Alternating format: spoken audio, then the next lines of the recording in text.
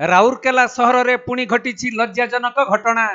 ଜଣେ ନାବାଳିକାଙ୍କୁ 2 ଦିନ ଧରି ଅଟକ ରଖି ବାରମ୍ବାର କରାଯାଇଛି ଗଣଦୁଷ୍କର୍ମ।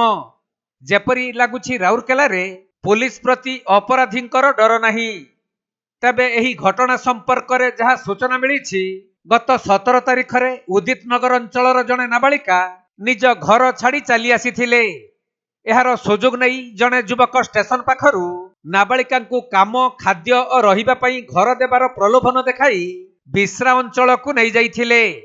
ଆଉ ସେଠାରେ ତାଙ୍କର ଅନ୍ୟ ଜଣେ ସାଙ୍ଗ ଓ ଘର ମାଲିକ ସହିତ ମିଶି ଗୋଟିଏ ପରିତ୍ୟକ୍ତ ଘର ଭିତରେ ନାବାଳିକାଙ୍କୁ 2 ଦିନ ଧରି ଅଟକ ରଖି ବାରମ୍ବାର ଗଣଦୁଷ୍କର୍ମ କରିଥିଲେ।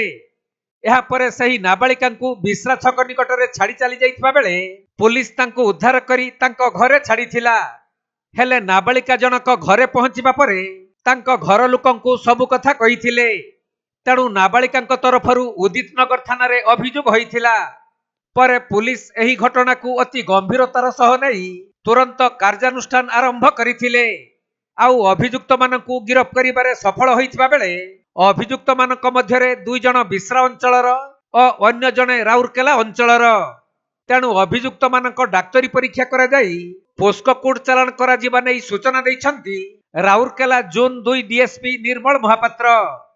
ଆମର ଗତକାଲି ଉଦିତନଗର ଥାନାରେ ଗୋଟେ ଗଣଦୁଷ୍କର୍ମ ମାମଲା ରୁଜୁ କରାଯାଇଛି। ଏଥିରେ ଯେ ପୀଡ଼ିତା ଅଛନ୍ତି ନାବାଳିକା, ସେ 17 ତାରିଖରେ ଘରୁ କୌଣସି କାରଣବଶତଃ ପଳାଇ ଯାଇଥିଲେ। ଅଭିଯୁକ୍ତ ଜଣେ ତାଙ୍କୁ ରାଉରକେଲା ସହରରେ ବୁଲାବୁଲି କରୁଥିବା ସମୟରେ ଏକୁଟିଆ ପାଇ ତାଙ୍କୁ ଫୁସୁଲାଇକରି ନେଇଯାଇଥିଲେ ବିଶ୍ରା ଏରିଆକୁ। ବିଶ୍ରାରେ ତାଙ୍କର ଆଉ ଜଣେ ସହଯୋଗୀ ଅଛନ୍ତି, ତାଙ୍କ ଘରେ ରଖିଥିଲେ। ସେଠି 2 ଦିନ ରଖି ତାଙ୍କର ଟୋଟାଲ 3 ଜଣ ଅଭିଯୁକ୍ତ ତାଙ୍କ ସହିତ ଦୁଷ୍କର୍ମ କରିଥିଲେ ଏବଂ ତାଙ୍କୁ ଆଣିକରି ବସଷ୍ଟାଣ୍ଡ ପାଖାପାଖି ଛାଡ଼ି ଦେଇଥିଲେ। ଆମର ଗତକାଲି ଭୋର ସମୟରେ ଆମର ପୋଲିସ ପାଟ୍ରୋଲିଂ ପାର୍ଟି ତାଙ୍କୁ ପାଇକରି ଉଦ୍ଧାର କରିଥିଲେ ଏବଂ ତାଙ୍କ ଘରକୁ ଖବର ଦିଆହେଇଥିଲା।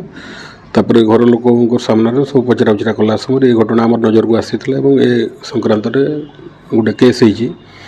ଆଉ ଏହା ଏକ ସମ୍ବେଦନଶୀଳ ମାମଲା ହେଇଥିବାରୁ ଏସ୍ପି ସାର୍ଙ୍କ ପ୍ରତ୍ୟକ୍ଷ ତତ୍ତ୍ୱାବଧାନରେ ଆମର 2ଟା ସ୍ପେଶାଲ ପୋଲିସ ଟିମ୍ ଫର୍ମେସନ୍ କରାଯାଇଥିଲା। ଆଉ ରିପୋର୍ଟ ହେବାର 2 ଘଣ୍ଟା ଭିତରେ ଆମେ 3 ଜଣ ଆସାମୀଙ୍କୁ ଧରିବାରେ ସକ୍ଷମ ହେଇଥିଲୁ।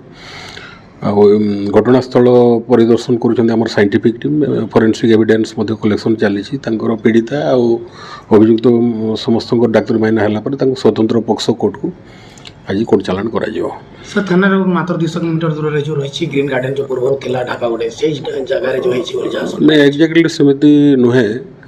ବିଶ୍ରା ଏରିଆରେ ଆଉଟସ୍କିଟ୍ରେ ଗୋଟେ ଘର ଅଛି, ସେଇଠି ଜଣେ ଏକ୍ୟୁଜ୍ ରହନ୍ତି ଏବଂ ତାଙ୍କର ସେଇ ଘରକୁ ଏଇ ଯେଉଁ ଅଭିଯୁକ୍ତ ଜଣେ ନେଇଯାଇଥିଲେ ନାବାଳିକାକୁ, ସେଇଠି ଦୁଷ୍କର୍ମ କରିଥିଲେ।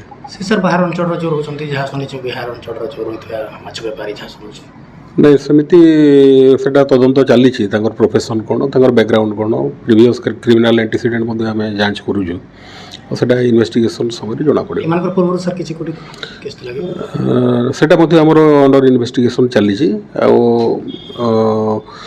ଅଭିଯୁକ୍ତମାନଙ୍କ ସହିତ ପୀଡ଼ିତାଙ୍କର ଆଗରୁ କୌଣସି ଜଣାଶୁଣା ନଥିଲା, ଚିହ୍ନା ପରିଚିତ ନଥିଲା।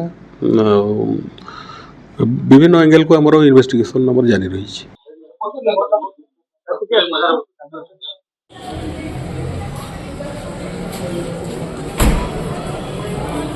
ରାଉରକେଲାରୁ ସୁରଜିତ ନନ୍ଦଙ୍କ ରିପୋର୍ଟ, କୋଣାର୍କ ଲାଇଭ୍।